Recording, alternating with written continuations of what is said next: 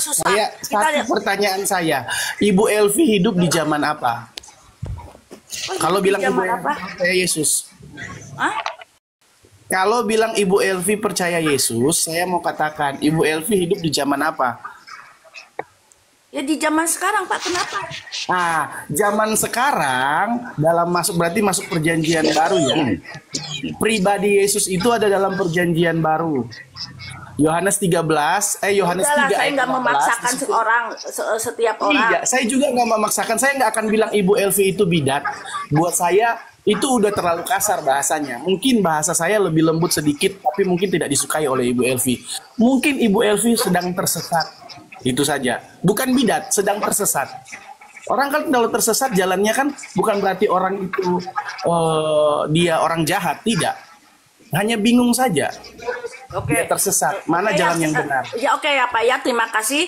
Kalau misalnya bahas 2.300 petang dan pagi, 1.335 hari, terus 900 hari, terus 1.200 hari yang ada di kitab Daniel itu terlalu susah, tapi udah ada di Facebook saya ya. Udah ada untuk kelahiran untuk Yesus dibaptis tanggal 27 Masehi aja ada di Alkitab, sehingga ditemui tanggalnya udah saya tulis di Facebook ya kan. Sekarang kita yang gampang aja, kita yang gampang. Inti dari keselamatan kekristenan apa sih?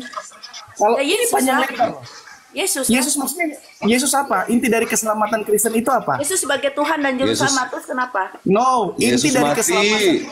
Inti dari Yesus keselamatan kekristenan adalah ketika kita melakukan kehendak Bapa. Itu inti dari keselamatan kekristenan. Bu, saya mau bilang, kalau ibu cuma percaya Yesus, iblis aja percaya Yesus.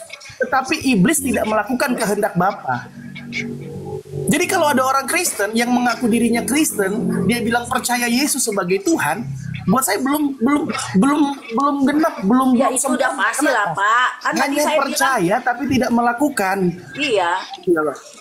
Ya, Itu dia. ya. Jadi inti keselamatan dalam kekristenan melakukan kehendak Bapa. Percaya Yesus sebagai Tuhan dan melakukan kehendak Bapa itu bukan hanya sekedar percaya. Kalau ibu bilang cuma percaya, iblis percaya Bu, Yesus itu. Ya, saya gini ya, sekarang jangan pakai Alkitab lah, jangan pakai Alkitab. Sekarang kita pakai nurani dengan akal budi luhur. Coba ya kita pakai. Saya seorang ibu. Saya kasih ke anak saya.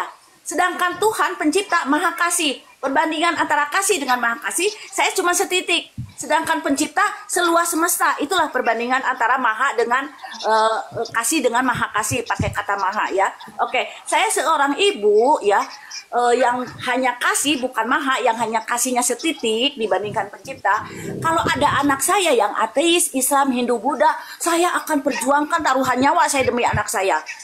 Apalagi pencipta itu, dia brojolin bayi ke Hindu, dia brojolin bayi ke Buddha, dia brojolin bayi ke ateis. Artinya apa? Dia tidak terbatas oleh ruang tembok agama apapun untuk membawa orang menjadi umat tebusan. Itu Pak, itu coba Jadi akal budi, pakai nurani sih. Pertanyaannya apa, Bu? Loh gini loh, kalau hanya pakai nurani nggak mungkin selamat dalam kekristenan. Makanya saya bilang, ibu jangan main cocok. Kekristenan dalam kependetaan, bukan dalam kekristenan, dalam kependetaan. Iman Kristen itu, ibu tahu nggak iman Kristen? Kayak gitu bukan Alkitab Pak. Loh gini, pendeta siapa?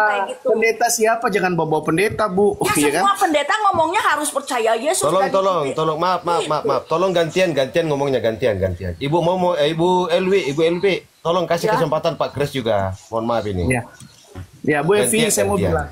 Makasih. Ibu Evi, saya mau bilang, jangan bawa pendeta. Kalau Ibu Evi bilang pendeta semua pendeta, Bu, coba cek lagi. Saya itu siapa? Saya tidak berbicara seperti itu. Di dalam kasus di tempat saya, tidak berbicara tentang kalau keselamatan itu berbicara tentang hati nurani. Itu jauh meleset dari kebenaran firman. Iman Kristen itu bukan hati nurani. Iman Kristen itu adalah melihat tapi percaya. Yang belum ada tapi kita sudah percaya. Kita sudah memilikinya. Itu iman Kristen. Ibrani 11 ayat yang pertama. Jadi kalau ibu bilang semua pendeta mengajarkan seperti itu, pendeta siapa? Mohon maaf Bu, saya pendeta. Saya tidak mengajarkan seperti itu. Makasih Bu. Oke, kita sekarang yang gampang aja ya, kita bahas dulu yang gampang. Yang gampang, ayo kita diskusi ya. Kita yang gampang aja, jangan nubuatan 1.300, nubuatan 2.300, itu terlalu susah. Kalau mau tahu ada di Facebook saya ya. Oke, kita sekarang yang gampang aja. Ibrani 1 ayat 1 sampai 9. Kita baca ya. Ibrani 1 ayat, bukan ayat 1, ayat 5 sampai 9. Ya, kita baca ya, satu perikop kita baca, ayo. Ya. Mulai ayat 5-nya ya, Ibrani 1 mulai ayat 5-nya. Lo Bang Kris, dibacain satu perikop lo. Satu perikop ya. Ayo Bu, baca Bu, dibaca. Kita yang gampang aja, yang gampang ya, ayo. Ya, Ibu. Open cam aja bacanya Mbak Dari tadi Ibu nggak bisa menyelesaikan kok. Boleh nggak open cam aja bacanya? Saya nggak bisa open cam kok, Mbak. Ya. Dari Rinai. Gini ya, Ibrani 1 ayat 5 sampai 9 kita baca. Karena kepada siapakah di antara malaikat-malaikat itu pernah ia katakan, anakku, engkau telah kuperanakan pada hari ini, ya. Dan aku akan menjadi bapaknya, dan ia akan menjadi anakku. Dan ketika ia membawa pula anaknya yang sulung, tuh satu ada anaknya yang sulung ya, ke dunia ini, ia berkata, semua malaikat Allah harus menyembah dia, ya. Jadi harus menyembah ke anaknya yang sulung. Jadi satu ada anaknya yang sulung ya. Terus ayat 7-nya. Dan tentang malaikat-malaikat, ia berkata, ia membuat malaikat-malaikatnya menjadi badai dan pelayan-pelayannya menjadi nyala api. Tetapi tentang anak, ia berkata, ada anak yang sulung satu, ada anak, ya. Ada anak, tahtamu ya Allah, ya kan, tetap seterusnya dan selama-lamanya, dan tongkat kerajaanmu adalah tongkat kebenaran. Oke, itu ya 2 ya. Nah sekarang ayat 9-nya, engkau mencintai keadilan. Kan kita tahu ya, kalau di Alkitab itu jika ada kata ganti sosoknya, engkau, dia di tengah-tengah kalimat atau di akhir kalimat, tapi memakai huruf besar. Huruf pertamanya, engkaunya E-nya besar, dia D-nya besar. Itu ilahi ya, kita percaya itu ya di Alkitab seperti itu ya. Sesuai dengan guru bahasa Indonesia yang guru bahasa Indonesia omong, ya kan? Oke ya. Sesuai juga dengan tulisan Latin, bahasa Inggris kayak apa kayak sama juga. Kalau bahasa itu memakai tulisan Latin ya, sama juga ya. Oke, sebab itu Allahmu telah mengurapi engkau dengan minyak sebagai tanda kesukaan melebihi. Lihat, si engkau ini ya dilebihi dari teman-teman sekutumu. Teman-teman sekutu, artinya kalau sekutu tuh apa? Binatang dengan manusia nggak bisa bersekutu. Artinya sederajat, selevel. Satu derajat, artinya satu jenis. Misalnya manusia dengan manusia, itu sekutu bisa. Malaikat nggak bisa bersekutu dengan manusia. Malaikat dengan malaikat. Ini kan lagi bahas malaikat kan? Lihat di sini teman-teman, artinya banyak. Coba Bapak, ayo, saya dibidat-bidatin ini ayat ini dengan ayat ini. Kau saksi Yehova. Saya satu pun nggak kenal dengan saksi Yehova. Nggak kenal saya dengan saksi Yehova. Satu pun saya belum pernah tatap muka dengan saksi Yehova. Engkau nabi cukup dulu Bu, cukup dulu Ibu. Ibu, mohon maaf Ibu. Saya bantu ya, biar kasih kesempatan ke Pak Christian Bu ya, boleh ya? Mohon maaf ya Bu boleh, ya. Silakan. Oke, silakan Pak Kris. Ya, makasih Ibu. Tadi Ibu sudah baca panjang lebar. Pertanyaannya apa? Itu tadi Ibu mau bilang. Pertanyaannya tolong jelaskan ini. Kataku saya dibidat-bidat lagi. Saya udah tahu jawabannya ada di Facebook saya. Saya takut dibidat-bidatin lagi karena saya kapok. Nanti saya akan ungkapkan lagi ayat-ayat yang silahkan Bapak ungkapkan itu apa. Tapi saya nggak mau ungkapkan. Kalau Bapak mau tahu, baca aja Facebook saya. Takut saya dibidat-bidatin lagi. Dia sebut ke neraka paling dalam, tersiksa kau di situ. Katanya gitu. Astagfirullahaladzim, ya Allah. Siapa yang ngomong kayak gitu ke Ibu? Marahin besok. Iya, coba Bapak jelaskan di situ. Di situ ada anaknya yang sulung, ada anak. Kita tahu ada anak tunggal kan? Ada anak yang tunggal. Siapa anaknya yang tunggal? Karena begitu besar kasih Allah akan dunia ini sehingga diserahkannya anaknya yang tunggal. Berarti di Alkitab tuh ada anaknya yang tunggal, ada anaknya yang sulung, ada si engkau yang bersekutu dengan teman-temannya. Jadi banyak punya teman-teman.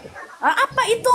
Belum pernah pendeta-pendeta nggak pernah mengungkapkan. Selagi saya mengungkapkan Ibu. di bidat-bidat. Maaf Ibu, kasihan Pak Pendeta belum selesai tadi bernarasi. Bang Gemani kompor juga nih Bang Gema. Ya silakan Kasih Pak, dulu silakan Pak. kesempatan ya. Silakan Pak Silakan. Pendeta. Sudah tahu. Mohon maaf nih. Capek Bang. Oh, sebenarnya itu Bang Gema tuh. Kompor tuh. Yang tadi Silakan Ibu Pak Pendeta. bahas, ya makasih. Yang tadi Ibu bahas Ibrani itu tentang berbicara tentang anak sebagai perantara. Berbicara tentang firman. Firman ini perantara Allah. Nah, kalau dalam kekristenan kita sudah tahu siapa itu firman. Dia sebagai perantara, sebagai ciptaan. Bahkan di dalam kitab Ibrani pun dijelaskan bahwa malaikat-malaikat menyembah firman itu. Ya itu sudah jelas sekali berbicara siapa. Nah, yang saya maksudkan pertanyaannya itu Ibu apa gitu loh. Kalau Ibrani yang tadi kitab Ibrani yang Ibu jelaskan itu berbicara tentang anak ini dalam kekristenan sudah disebutkan anak Ya kan tunggal tadi Bapak. Bapak bilang pertanyaannya apa? Tadi saya kan udah bilang Pak, di sini kan ada anaknya yang sulung, siapa tuh? Satu. Terus ada kita tahu di Alkitab ada anaknya yang tunggal. Jadi anaknya yang tunggal itu ini apa ya? Saya tahu Alkitab bukan dari pendeta, dari ilham Roh Kudus. Setelah saya dibaptis Roh Kudus, banyak ayat-ayat Alkitab yang termaterai tertutup dibuka kepada saya. Sampai saya dipecat sama pendeta gara-gara mengungkapkan. Tapi sekarang dia mengemis kepada saya minta datang. Nanti bulan Januari buka di Facebook karena gereja Advent orang-orang gereja Advent anggotanya pada baca Facebook saya sehingga mengungkapkan ke pendeta ada gini. Akhirnya pendetanya suruh saya bulan Januari datang menghadap saya. Nanti Januari. Bunda Elvi minum dulu takutnya lidahnya kram. Iya. Minum dulu. Nah gini. Biarkan dulu Pak Pendeta habis narasinya dulu Ibu. Iya. Ya kan tadi Bapak ini nanya apa pertanyaannya? Pertanyaan saya satu, siapakah anak sulung? Dua, Ya. siapakah si anak itu? Si anak itu bagi saya adalah anak yang tunggal. Di Alkitab ada anak yang tunggal. Kalau anak tunggal nggak mungkin dong anak Ya sulung. cukup Benar nggak? Ibu. Sudah Terus sudah ketiga, ditangkap oleh Pak Pendeta itu. Biarkan ya, Pak Pendeta tunggu lagi. dulu. Bu. Yang ketiga, Ya, silakan. engkau yang di ayat 9 ini, engkau yang punya teman-teman sekutu itu siapa? Ayo, padahal engkaunya huruf besar, berarti dia ilahi. Ayo. Ya. Jadi itu berbicara berbicara firman Bu ya, berbicara firman. Dalam kekristenan kita sudah tahu siapa itu sang firman itu. Berbicara tentang Yesus, anak tunggal, anak sulung itu berbicara tentang Yesus. Itu berbicara yang Ibu jelaskan tadi juga itu berbicara tentang firman yang menjadi perantara Allah. Segala sesuatu diciptakan Allah melalui firman-Nya. Siapa firman-Nya? Kalau dalam kekristenan firman-Nya itu adalah Yesus. Kira-kira itu Bu. Silakan Bu.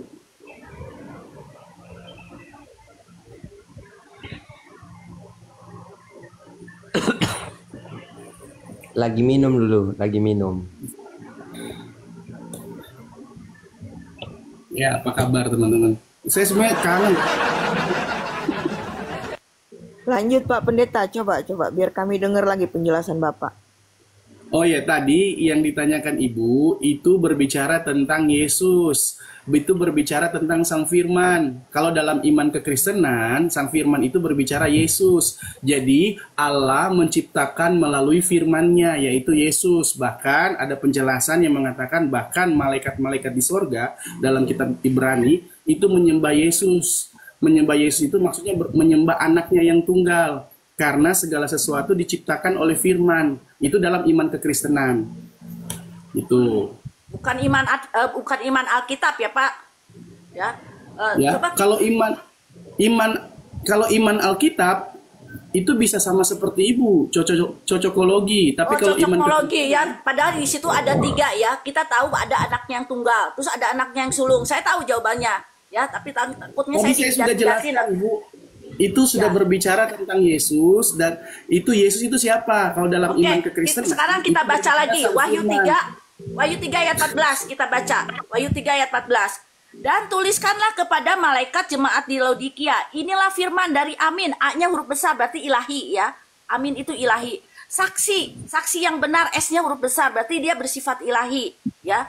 Dan saksi yang setia dan benar, permulaan dari ciptaan Allah, berarti ada permulaan dari ciptaan Allah, tapi yang bersifat ilahi. Nah, lo itu siapa lagi? Nggak bisa diabaikan, Pak. Ayat-ayat Alkitab nggak bisa diabaikan, terus cocokmologi. Tadi Ibrani 3 itu saya sudah jawab ya Bu ya, saya sudah jawab. Tapi jawabannya kalau berdasarkan ilham Roh Kudus kepada saya, jawabannya nggak gitu ada di Facebook saya. Saya kalau mau jawab, saya akan jawab, tapi jangan bidat-bidatin saya, perjanjian. Jangan bidat-bidatin saya. Karena Ibu singgung itu, saya akan bilang. Tadi Ibu bilang kan Ibu dibaptis Roh Kudus, ya kan? Dalam iman kekristenan ada 2 baptisan. Baptisan selam sama baptisan Roh Kudus. Ibu sudah dibaptis selam? Ya udahlah mau. Nah, Ibu sudah dibaptis Roh Kudus? Ya udah, saya mengalami. Udah, makanya saya bisa membuka ayat-ayat Alkitab yang tertutup. Makanya saya tahu ada nubuatan 2027 sebentar lagi kan. Ibu, ada, kalau Ibu tahu. sudah dibaptis selam dan sudah dibaptis Roh Kudus, Ibu tidak seperti ini, karena biasanya orang yang sudah dibaptis selam dan dibaptis Roh Kudus menurut iman Kristen dan bukan menurut iman Kristen, orangnya tidak akan membenar-benarkan dan menyalah-nyalahkan. Itu loh yang saya pelajari. Tadi kan saya bilang ateis aja bisa masuk, bisa menjadi selamat. Itu artinya saya nggak menyalahkan orang. Justru yang menyalah-nyalahkan itu iman. Kalau Ibu bicara para ateis, pemuka agama yang para pemuka agama tuh banyak menyalah-nyalahkan, harus dikotak-kotakan. Yang mengkotak-kotakan siapa? Sebenarnya yang punya masalah tuh pemuka agama, mengkotak-kotakan. Kalau Alkitab sendiri tidak. kalau Ibu berbicara, saya minta ayat di mana di dalam ayat Bible, ini dalam kekristenan ya, ayat Bible tertulis orang ateis itu selamat. Sekarang gini ya Pak ya, kan dengar Saya dulu ya Pak ya. cuma minta ayatnya aja. Saya cuma minta pembuktian ayat. Katanya Ibu kan takut berbicara, nanti dikatakan asumsi. Nah sekarang kita pakai ayat. Di mana ayatnya di dalam Bible yang menyebutkan orang ateis itu selamat? Itu saja. Ya, oke ya Pak ya. Kan tadi saya udah bilang ya, apa namanya? Saya minta ayatnya Bu. Ya tunggu dulu Silakan. Bapak. Bapak tunggu dulu ya. Halo Pak Dalbo, kabar? Sudah lama nggak jumpa. Silakan Bu. Bapak tunggu dulu, saya mau ngomong. Kan tadi saya udah ngomong ya kan. Tadi awal udah ngomong kan, nggak ada Yesus secara pribadi hanya di perjanjian baru. Padahal Yesus yang nongol dengan Yakub, terus Serafim yang nongol di Yesaya, itu semua Yesus yang lahir pada saat itu. Tapi nggak ada ayatnya, memang nggak ada yang seperti tadi saya aplikasikan dengan pepaya. Memang nggak ada kata pepaya, nggak ada. Tapi kalau misalnya ada tersirat buah yang warnanya kuning, luarnya kulitnya, terus dalamnya juga merah atau kuning, terus di dalamnya ada banyak bijinya hitam-hitam, nah itu kan udah pasti itu pepaya, gitu loh. Saya cuma minta ayat, nggak usah panjang lebar. Ya nggak ada kata ateis, nggak ada. Nah, kalau nggak ada. Nggak ada kata ateis, tapi ada yang tersirat, nggak mengenal Yesus itu selamat, ada. Kita sedang berbicara pembuktian di sini, bukan cocokologi. Kita sedang berbicara pembuktian. Nah, kalau Ibu berbicara pembuktian, kebenaran, kita berbicara sesuai data yang kita imani. Ya udah Pak, Ibu kan sekarang bahwa saya minta orang bahas ateis itu dulu. selamat tanpa percaya Tuhan. Nah, di dalam iman kekristenan tidak seperti itu. Nah, sekarang saya meminta kepada Ibu, tolong buktikan di mana ayatnya yang tertulis di Bible orang ateis itu selesai. Berarti pernyataan dan argumen Ibu itu belum tentu benar karena tidak ada pembuktian. Semua di sini harus ada punya bukti. Entah itukah buktinya, datanya itu benar atau salah, itu urusan kebelakangan. Tapi paling tidak ketika kita berbicara, kita itu harus by data, Bu. Oke, sama orang kalau mau persidangan, dia membuktikan bukti-buktinya untuk membenarkan apa yang dia asumsikan. Nah, Ibu dari tadi cuma berasumsi ketika saya minta ayat. Ibu tidak bisa saya cari dulu ayatnya ya yang bisa mendekatkan Sabar dulu, itu ya. Ibu, mohon maaf Ibu, mohon maaf Pak Pendeta. Kita sapa dulu yang baru masuk ya. Assalamualaikum warahmatullahi wabarakatuh. Santo Dalbo. Santo. Apa kabar? Waalaikumsalam. Baik. Satu lagi, izin sebentar. Pejantan Tangguh, selamat pagi.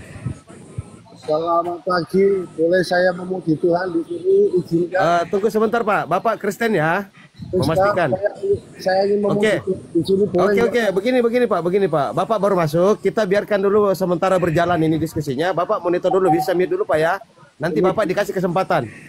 Biar nggak tegang, izinkan saya memuji Tuhan. Tunggu dulu Pak, di mute dulu Pak ya, karena diskusi sementara berjalan antara Pak Pendeta dengan Ibu Elwi ya. Mohon maaf ini, di mute dulu Pak. Silakan lanjut Pak Pendeta. Baik. Kalau. Ya, makasih. Jadi Ibu Elvi, kita itu harus berbicara tentang data, jangan cocokologi. Oh, ayat ini cocok dengan ayat ini terus disangkut pautkan, jadinya cocokologi. Itu. Saya hanya minta sama Ibu Elvi di mana datanya di Bible bahwa orang ateis itu bisa selamat tanpa percaya Tuhan. Ini baru berbicara tentang kekristenan. Mungkin ada teman-teman Muslim juga dalam kepercayaannya juga punya pendapat sendiri. Makasih. Kalau kami mah ya simpel. Siapa yang menyembah selain Allah neraka. Wes.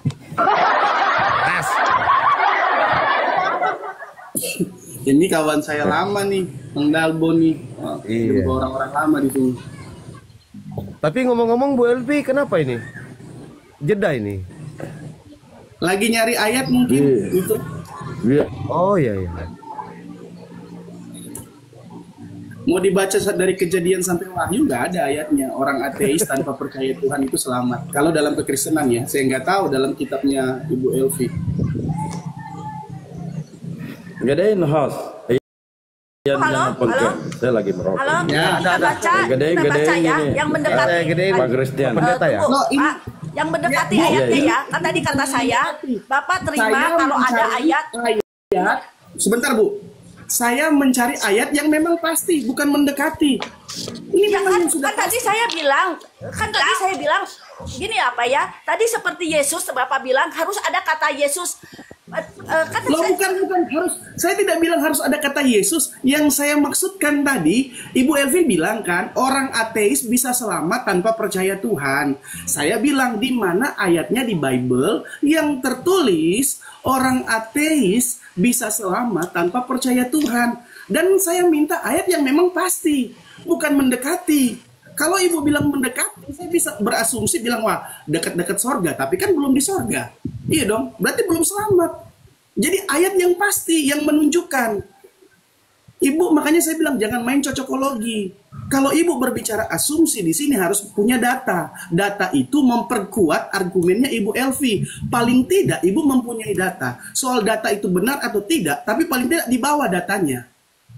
iya. Gitu loh. Dan data yang benar. Iya. Menurut iman kepercayaan Ibu. Iya, Kalau Ibu mengaku orang Kristen, iman kekristenan tidak menyebutkan di dalam Bible bahwa orang ateis tanpa percaya Tuhan bisa selamat.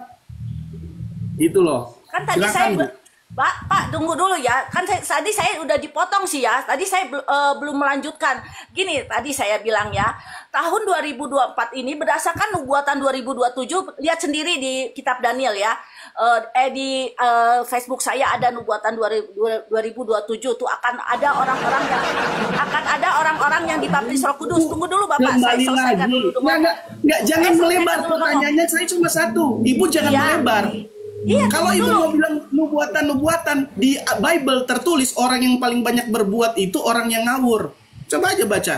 Yang paling banyak, yang paling sering bernubuat itu orang ngawur. Yang bernubuat, yang ngawur tuh besok akan ada celaka, besok Bu, akan ada ini Ibu ya berarti itu belum baca ada Bible cukup sama dengan BMKG, menyeluruh. itu cukup sama Ibu BMKG, berarti- Tuhan udah serahkan ke Ibu BMKG, berarti belum itu baca yang ngawur. Bible dengan menyeluruh. Orang yang paling banyak bernubuat, yang sering bernubuat, itu orang ngawur.